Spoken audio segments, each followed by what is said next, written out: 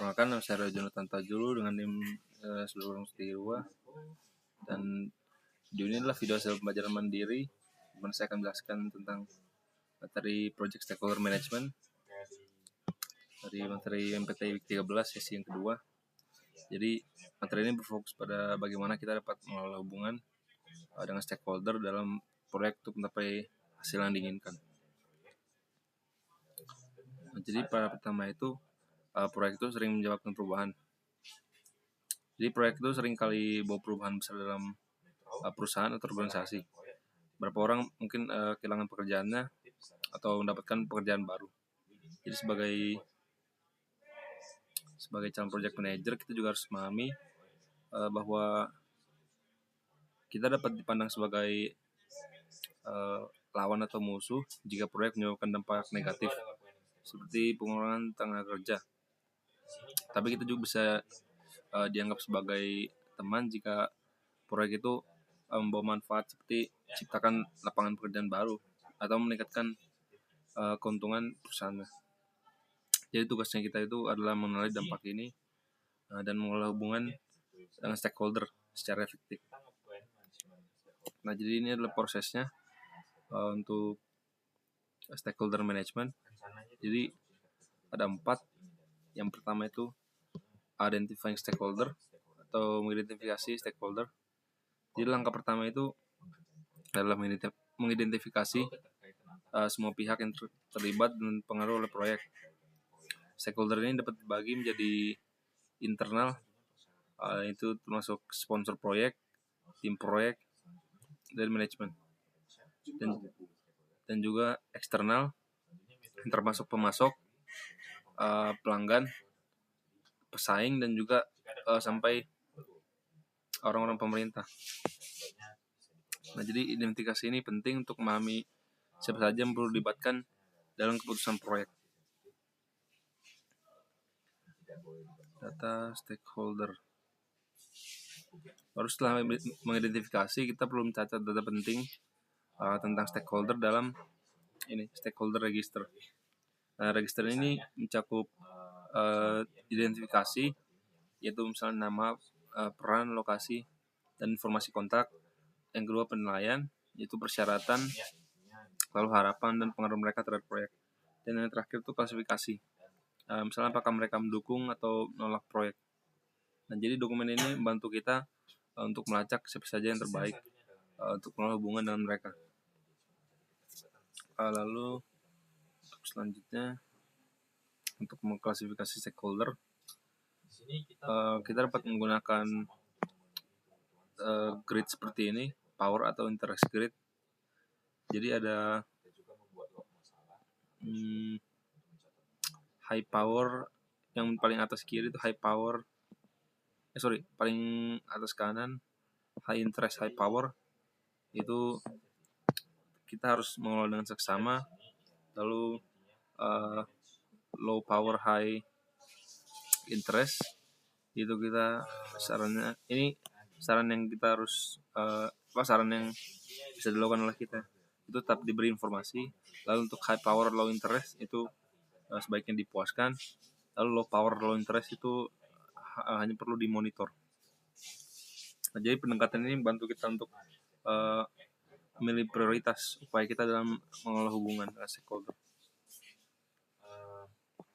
Lalu ada juga stakeholder engagement levels. Itu ada 5 tingkat. Unaware atau tidak sadar, itu belum memahami proyek atau dampaknya. Yang kedua, resisten atau menolak, itu menentang perubahan yang dibawa proyek. Lalu yang ketiga ada neutral atau netral, itu tidak mendukung atau itu sadar akan proyek tapi tidak mendukung atau tidak menolak, jadi hanya netral. Lalu ada mendukung, itu mendukung proyek dan juga tujuannya. Lalu yang terakhir adalah memimpin atau leading, itu aktif dalam membantu keberhasilan proyek. Yang kedua, step kedua prosesnya itu ada merencanakan stakeholder management. Jadi setelah kita selesai mengidentifikasi stakeholder tadi, Langkah berikutnya ini adalah perencanaannya.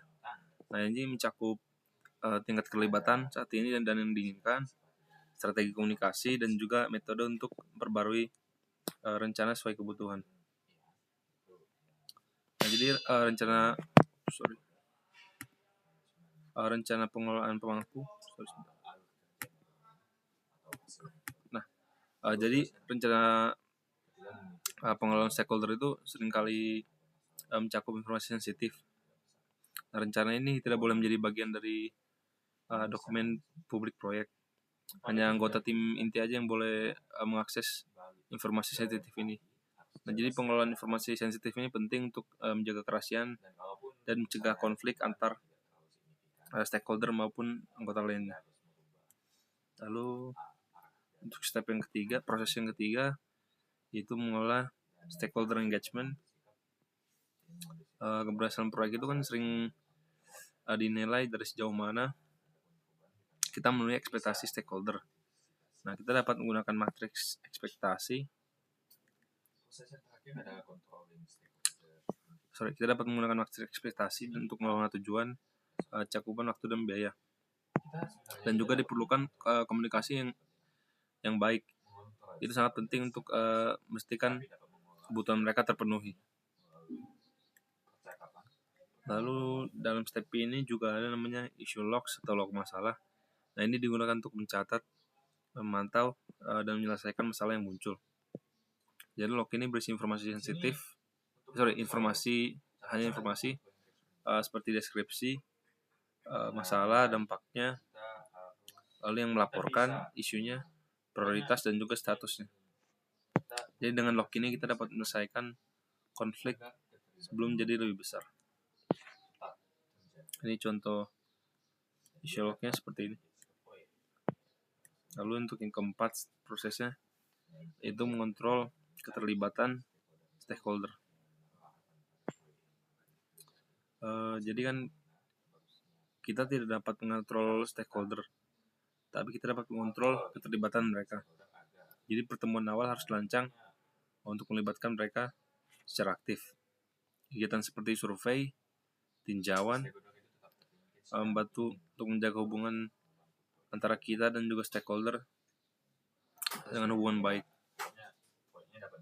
Nah, ini cara untuk mengontrol keterlibatan atau engagementnya. Jadi untuk mengontrol engagement penting untuk mengundang mereka dalam diskusi dan bukan hanya menghadiri pertemuan saja. Dan juga menggunakan feedback untuk menyesuaikan strategi komunikasi. Nah, pendekatan ini memastikan bahwa semua pihak merasa didengar dan terlibat, bukan hanya diabaikan.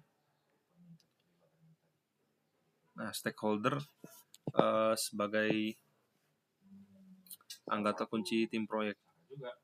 Nah, jadi dalam beberapa proyek, stakeholder itu penting diundang jadi bagian dari tim proyek. Contohnya ini Northwest Airlines melibatkan pengguna untuk mengembangkan interface reservasi mereka yang disebut ResNet ini. Nah, pendekatan ini memastikan kebutuhan pengguna akhir terpenuhi. Lalu bisa juga untuk yang terakhir menggunakan software atau tools untuk membantu melakukan stakeholder management. Jadi software itu juga kita dapat gunakan untuk membantu manajemen stakeholder itu ya. Jadi alat komunikasi seperti email, blog atau media sosial, atau juga alat kolaborasi seperti Google Docs atau Coda atau perangkat manajemen lainnya. Tapi teknologi itu hanya alat bantu interaksi langsung yang tetap jadi kunci keberhasilan. Nah, jadi itu aja penjelasan saya tentang materi ini, itu stakeholder management. Sekian dan terima kasih.